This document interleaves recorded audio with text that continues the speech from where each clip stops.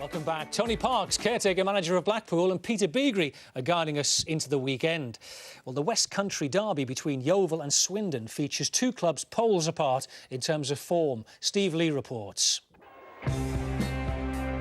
In Yeovil, they call him Skivo, defender, captain, the longest-serving and most popular player in the club's history. Now his toughest test as a fledgling player-manager to keep the West Country side in League One.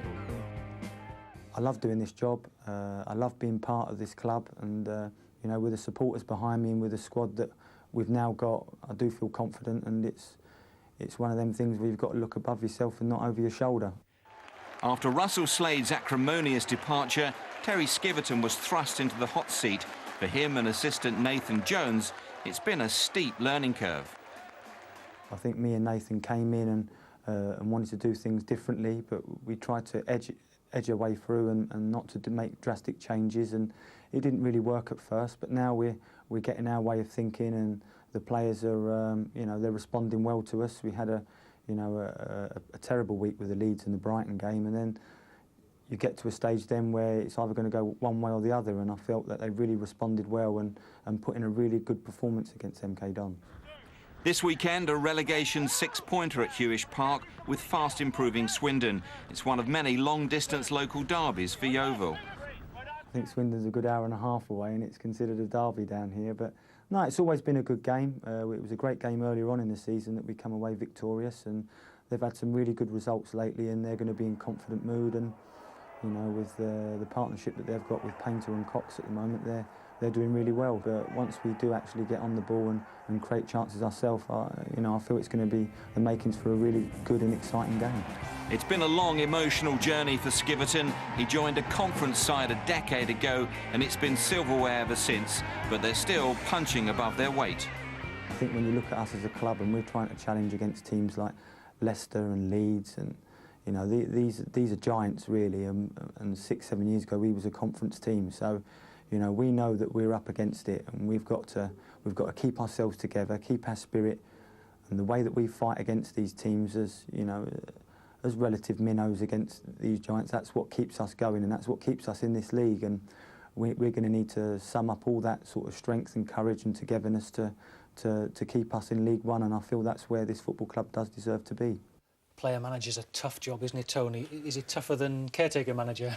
Yes, I think it is. I think it is. He's responsible on the pitch as well, so if he's having a bad time, it's hard to rollick his teammates, isn't it? But if you're on the sidelines, you don't have that problem. Do you need to be just a player when you're a player and leave it to your staff to be the managers, if you like? Yeah, I think so. I think you've got all on to be a player and concentrate on that. I think it's really tough. I mean, the last player manager I played with was Howard Kendall at Blackburn. Yeah, there aren't many now. No. I mean, when we were talking about Terry Skiverton doing the job, yeah, there aren't many. Well, he's the only one, and the last one was Paul Ince, who had a game with Macclesfield, so you hardly count him. It doesn't happen anymore. No, but it may be a cheaper option now that you don't have to buy another back player. Again. Yeah. For Swindon, there's no one in better form at the moment than Simon Cox. He's got 7 in his last 3 games, but some of his goals have been absolutely fantastic, haven't they, Peter? Sensation, that good that they've been tracing his ancestry, see if he's a bit Brazilian, because he might get in their side, you know.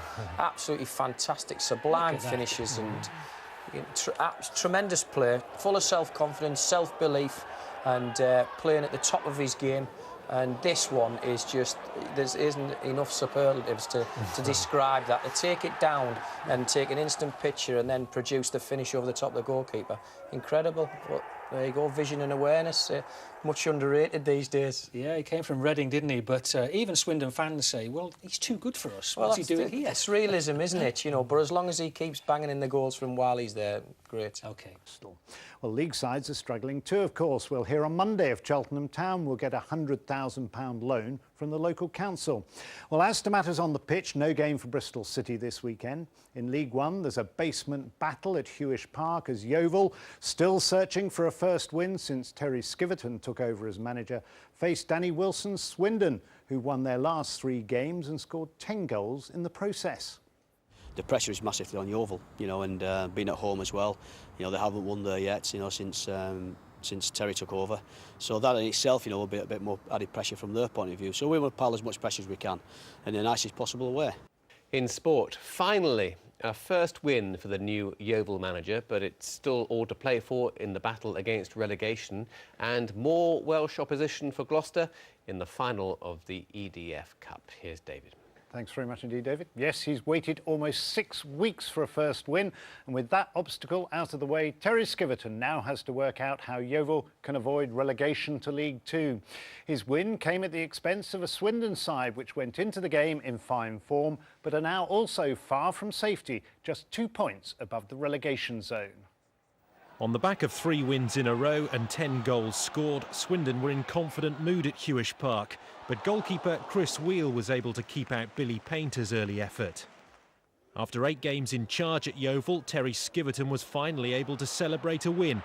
One of his loan signings, John Abika from Tottenham, showed pace and then composure to score his first goal for the club.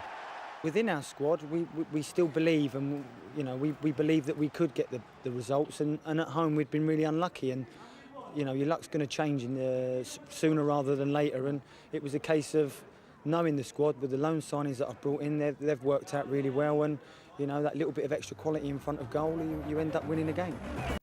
Yeovil Town have brought in 5 loan signings to help them avoid relegation. It was John Abika who made the difference against Swindon, as he scored the only goal of the game.